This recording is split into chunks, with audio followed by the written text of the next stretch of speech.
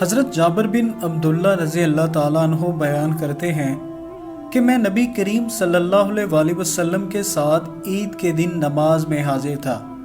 تو آپ صلی اللہ علیہ وآلہ وسلم نے خطبہ سے قبل بغیر اذان اور اقامت کے نماز پڑھائی۔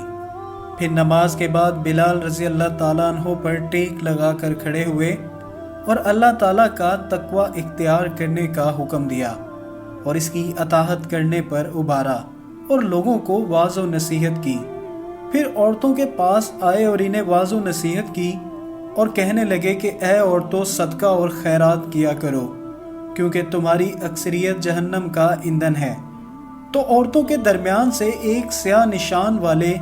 رخساروں والی عورت اٹھ کر کہنے لگی کہ اے اللہ تعالیٰ کے رسول صلی اللہ علیہ وآلہ وسلم، وہ کیوں؟ تو نبی کریم صلی اللہ علیہ وآلہ وسلم نے فرمایا، اس لیے کہ تم شکوہ اور شکایت بہت زیادہ کرتی ہو اور خاوند کی نافرمانی اور ناشکری کرتی ہو۔ حضرت جابر بن عبداللہ بیان کرتے ہیں کہ وہ اپنے زیورات میں سے صدقہ کے لیے اپنی انگوٹھیاں اور بالیاں حضرت بلال رضی اللہ تعالیٰ عنہ کے کپڑے میں ڈالنے لگیں۔ اس لیے ان مسلمان بہنوں پر ضروری ہے کہ جو اس حدیث کو جانتی ہیں، ان کے معاملات بھی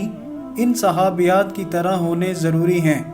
کہ جب ان کو اس کا علم ہوا تو انہوں نے خیر اور بھلائی کی، جو کہ اللہ تعالیٰ کے حکم سے انہیں اس اکثریت سے دور لے جائے گی